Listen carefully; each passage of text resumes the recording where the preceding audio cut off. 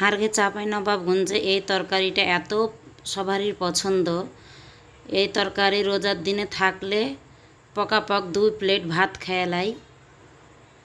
এই রেসিপি আপনাদের মাঝে নিয়ে আসছি আমি। আসসালামু আলাইকুম, আশা করি আপনারা সবাই ভালো আছেন। আমি এখানে আটা রানবো।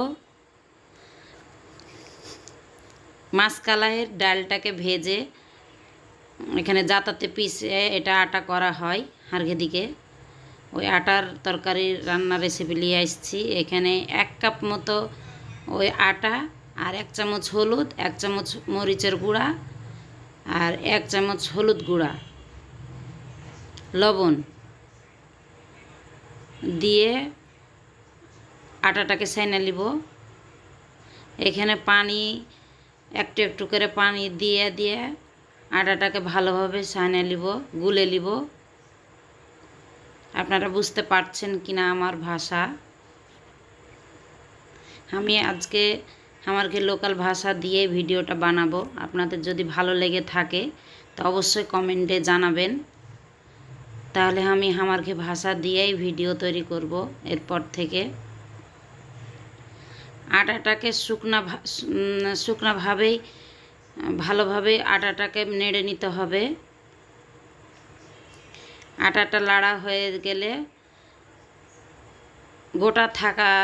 গোটা থোয়া যাবে না। এখানে পানি দিয়ে দিয়ে ভালোভাবে গুলা হয়ে গেলে এখানে আমি আরেকটা হাঁড়িতে 2-3-4টা রসুন, 3টা পেঁয়াজ, কাঁচামরিচ কুচি কুচি করে কেটে দিয়েছি। এখানে একটু আদা পাটাতে বেটে নিয়েছি। একটু আদা বাটা দিলে সেন্টটা ভালো হয়, ওই জন্য।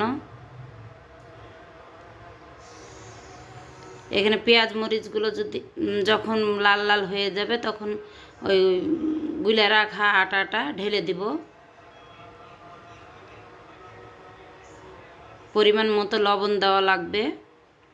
আজ বনেছে নুনগুলার একটু নুন কম, ওই জন্য 3বার নুন দেওয়ার পর স্বাদ হয়েছে আজকে আটা রান্না করতে যায়।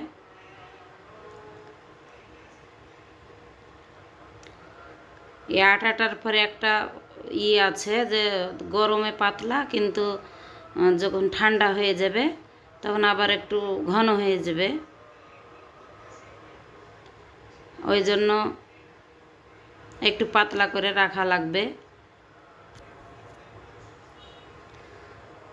হয়ে গেছে আমার আটা রান্ধা। এখানে ভাত, গরম গরম ভাতের সাথে এই যে আটাটা দেখেন কত ঘন হয়ে গেছে।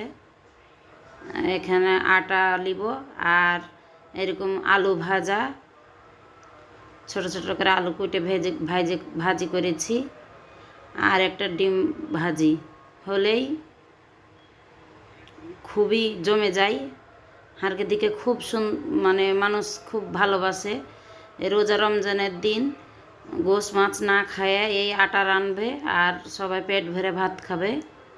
আজ এ পর্যন্ত। আসসালামু আলাইকুম, ভালো থাকবেন।